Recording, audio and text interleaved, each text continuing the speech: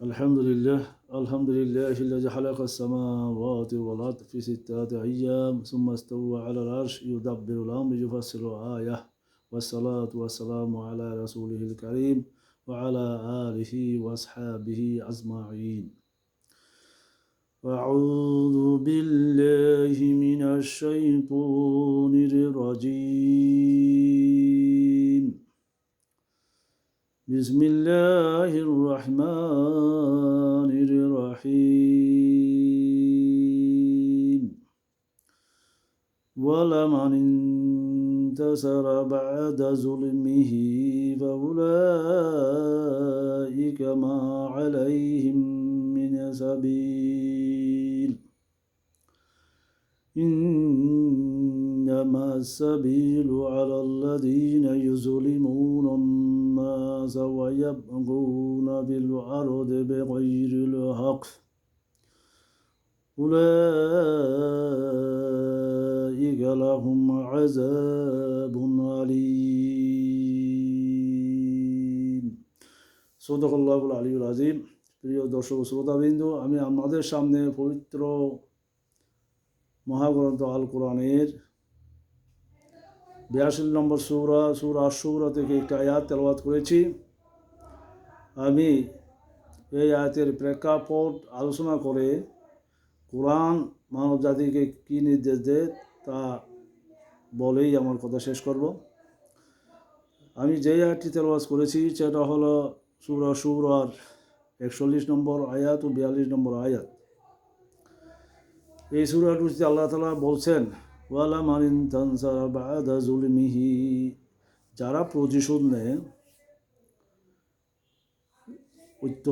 অত্যাচারিত হওয়ার পরে যারা প্রতিশোধ গ্রহণ করে জুলুমের, অবিচারের, ফাউলাইকা মা আলাইহিম মিন সাবিল, এদের বিরুদ্ধে মানবতার বিবেকে কোনো অভিযোগ থাকতে পারে না। এখানে আল্লাহ তাআলা বলছেন ওয়ালামান ইনতাসারা বা'দা যুলমিহি, যে বা যারা প্রতিশোধ গ্রহণ করে অত্যাচারিত হওয়ার পর, জুলুমের শিকার হওয়ার পর, ফাউলাইকা মা আলাইহিম মিন সাবিল, এদের মধ্যে কোনো অভিযোগ নাই, কোনো ফল নেই। তার অর্থ হলো যে মানবতার বিবেকের দাবিতে এদের মধ্যে কোনো অভিযোগ তোলা যেতে পারে না। তাহলে আমরা বাংলাদেশের প্রেক্ষাপট যদি দেখতে চাই যে স্বৈরচারিণী শেখ হাসিনা তার দল এই দেশের আপামর জনসাধারণের উপর কি স্টিম রোলার চালিয়েছিল, গুম খুমের নৈরাজ্য কায়েম করেছিল, একটি বিভীষিকাময় রাষ্ট্রযন্ত্র উপহার দিয়েছিল এই জাতিকে। এরা বিনা বিচারে অনেক মানুষকে গুম করেছে, খুন করেছে। তাহলে এই গুম খুনের ব্যাপারে আল্লাহ তাআলা বলছেন এরা মানব জাতির সর্বযুগেই এই ধরনের ঘটনা ঘটে। এই ঘটনার জন্য আল্লাহ তাআলা যে ফয়সালা দেন তা হলো এই, ওয়ালামান ইনতাসারা বা'দা যুলমিহি, যে নির্যাতিত হওয়ার পরে প্রতিশোধ গ্রহণ করে। নসরুন সাহায্য করা, আরবিতে ইনতেসার প্রতিশোধ গ্রহণ করা। ইবতিআলুন সিগা থেকে যখন এটা নির্গত হয়েছে তখন এটা প্রতিশোধ গ্রহণ করার অর্থ দাঁড়িয়েছে। নসরুন সাহায্য করা, ইনতেসারুন প্রতিশোধ গ্রহণ করা। ইনতেসার যখন মাছ ধরতে গঠিত হবে তখন এটা প্রতিশোধ গ্রহণ করার অর্থ হয়ে যায়। এই জন্য এখানে ওয়ালামান ইনতাসারা বা'দা যুলমিহি, যে নির্যাতিত হওয়ার উপর প্রতিশোধ গ্রহণ করে যে বা যারা, ফাউলাইকা মা আলাইহিম মিন সাবিল, এদের ব্যাপারে মানবতার বিবেক থেকে কোনো ধরনের প্রশ্ন তোলা যেতে পারে না।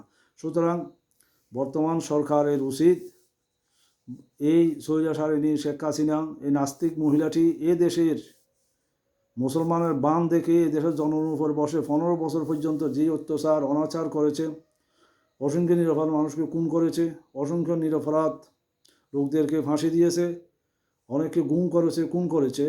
তাহলে এই দলটির উপর প্রতিশোধ গ্রহণ করা, এখন যারা বিজয়ী হয়েছে 5ই আগস্ট ছাত্র জনতার যে গণঅভ্যুত্থান, জনবিপ্লব, এদের কর্তৃপক্ষের উপর দায়িত্ব হয়েছে এই জুলুমের প্রতিবিধান করা বিচারের মাধ্যমে। এখানে ওয়ালিমান তাসারা বা'দা যুলমিহি, এখানে যারা প্রতিশোধ গ্রহণ করে তারা অবশ্যই বিজয়ী পক্ষ হবে। আল্লাহ তাআলা এটাই বুঝাতে চেয়েছেন। যে যারা জুলুমের পরে আবার পুনরায় প্রতিশোধ গ্রহণ করবে, প্রতিশোধ কারা গ্রহণ করবে? যারা বিজয়ী হয়েছে জুলুমের বিরুদ্ধে, অন্যায় অনাচার গুম খুনের বিরুদ্ধে আন্দোলন করে, গণঅভ্যুত্থান ঘটিয়ে, বিপ্লব ঘটিয়ে যারা বিজয় হয়েছে তাদেরকে বোঝানো হয়েছে ফাউলাইকা মা আলাইহিম মিন সাবিল। তাহলে বর্তমান যারা বিজয় হয়েছে, যে সরকার প্রতিষ্ঠিত আছে, তারা যদি ন্যায়ানুগভাবে শেখ হাসিনা এবং তার দলের অপরাধী লোকদের উপর প্রতিশোধ নেয়, অর্থাৎ বিচার প্রক্রিয়া তাদেরকে যথাযথ সাজা দেয়, এটা কোরআন সম্পূর্ণরূপে অনুমোদন করে। আর এই নাস্তিক মহিলাটি, এই শেখ হাসিনা পুরোপুরি একটি নাস্তিক মহিলা।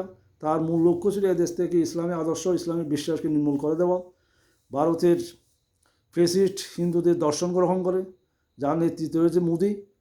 তার দর্শন অনুসারে দেশের জাত ইমানদার, এক ঈশ্বরে বিশ্বাসী, এক আল্লাহ বিশ্বাসী আর সেই মুসলমানদেরকে এদেশ থেকে উৎখাত করে দেওয়া যায়। তার 15 বছরের প্রসেসটা ছিল এটাই। তাহলে সে কাজ করতে গিয়ে সব বিরোধী দল এবং সব বিরোধী পক্ষে তার মতের বিপরীত প্রতিটি ব্যক্তিকে খুন করেছে। তাহলে এগুলোর যথার্থ বিচারই করতে হবে, এটা আল্লাহ তাআলা অনুমোদন করেছেন। এবং যারা বিচার কাজ করবেন, এই রায় দেবেন, তারা যদি সঠিকভাবে তাদের প্রকৃত অপরাধ চিহ্নিত হয়ে রায় দিতে পারেন, তাহলে মানবতার বিবেকের কাছে কোনো ধরনের প্রশ্ন উত্থাপিত হইতে পারে না।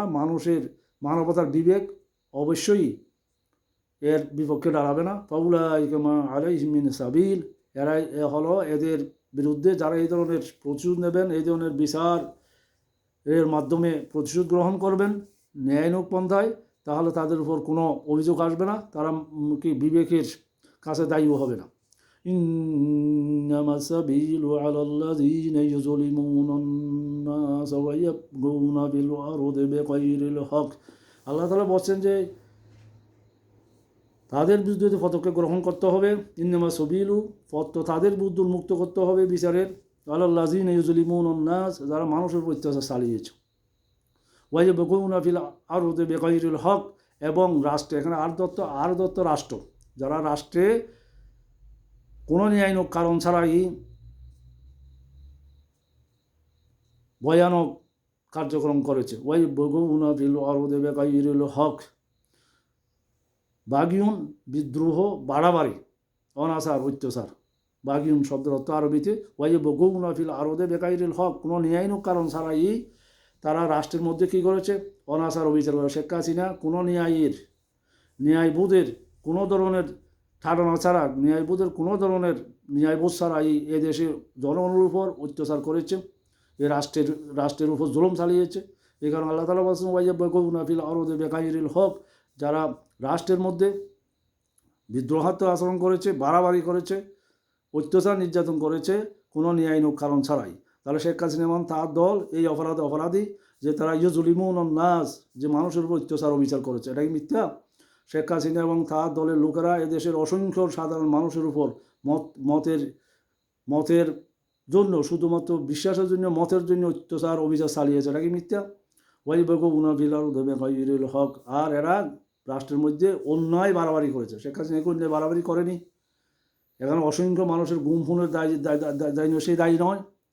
এদেশের অসংখ্য মানুষকে বিচারিক প্রক্রিয়া ছাড়া বিভিন্ন রাষ্ট্রীয় বাহিনী দিয়ে গুম করে হত্যা করেছে এবং আয়না করে রেখে দিয়েছে বছরের পর বছর। এগুলো কি রাষ্ট্রের মধ্যে বেদনা ফাঁদা সৃষ্টি করা নয়? এটা কি রাষ্ট্রের মধ্যে অত্যাচার রাষ্ট্রের মধ্যে চালিয়ে দেওয়া নয়? উলাইকা লাহুম আযাবুন আলীম, এদের জন্য মর্মন্তুদ শাস্তিতে দুই ধরনের হয় আল্লাহর পক্ষ থেকে। একটা হলো দুনিয়ায় শাস্তি, দুনিয়াতেই অত্যাচারীদের শাস্তি দেওয়া, এটা স্বাভাবিক একটা রীতি। গোটা পৃথিবীর শুরু থেকেই যারা অত্যাচার করেছে, অন্যায় করেছে, যারা মুসলমানরা যখন এই বিজয় হয়েছে, জালেমরা যখন পরাভূত হয়েছে, তখন এই জালেমদের থেকে প্রতিশোধ নেওয়া হয়েছে। তাহলে উলাইকা লাহুম আযাবুন আলীম, এটার আযাবুন আলীম হলো মর্মন্তুদ শাস্তি, বেদনাদায়ক শাস্তি, ভয়ঙ্কর শাস্তি, এটাকে আরবিতে আযাবুন আলীম বলা হয়। তাহলে শেখ হাসিনা এবং তার দলের উপর যে দুনিয়াতে কোনো শাস্তি হলে এটা হবে দুনিয়াবি আযাবুন আলীম, আর আখিরাতের শাস্তি তো আছেই। তাহলে আল্লাহ তাআলা এদেরকে দুইটা শাস্তির আওতায় এনেছেন। একটা হলো দুনিয়ায় বিচারিক প্রক্রিয়ায় শাস্তি সম্মুখীন হওয়া, আর পরকালে মৃত্যু হলে তাদেরকে এই ভয়ঙ্কর শাস্তি নিবেদিত আল্লাহ তাআলা করবেন, জাহান্নামে প্রবেশ করিয়ে। তাহলে আমরা এখানে দেখতে পাচ্ছি যারা অত্যাচারিত হয়, নির্যাতিত হয়, তাদের অধিকার রয়েছে যারা অত্যাচার করে, অন্যায় করে, জুলুম করে তাদের বিরুদ্ধে রুখে দাঁড়ানোর জন্য এবং তাদের উপর প্রতিশোধ গ্রহণ করার জন্য।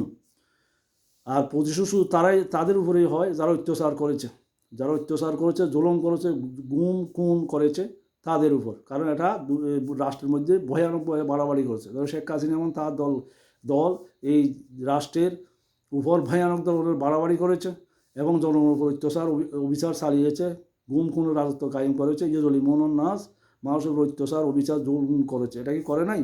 তো এটা যদি শেখ হাসিনা এবং তার দল করেই থাকে, তাহলে এই দলের যথাযথ বিচার হওয়া উচিত কোরআনের দৃষ্টিতে। কারণ এরা অন্যায় বাড়াবাড়ি করেছে, রাষ্ট্র ক্ষমতা নিয়ে জোর করে ক্ষমতাতে গেছে, রাতের বুট করে অন্য কোনো কাউকে ভোটের অধিকার না দিয়ে জোর করে শিল মারিয়ে, তারপরে অসংখ্য মানুষকে জিম্মি করে, মানুষের ভোটের অধিকার হরণ করেই নিজেরা ক্ষমতায় বারবার থেকেছে। 5 বছর পর পর নিজেরা নির্বাচন করে, নিজেরাই জোর করে ভোট নিয়ে নিজেরাই থেকেছে। এর চেয়ে বড় জুলুম তো আর হয় না, এর চেয়ে তো অবিচার, এর চেয়ে তো বিশৃঙ্খলা, ফেতনা ফাসাদ রাষ্ট্রের মধ্যে আর হয় না। সুতরাং এই দিক দিয়ে সে একজন ভয়ানক অপরাধী এবং খুনি, তার যথাযথ বিচার হওয়া উচিত কোরআনের আলোকে।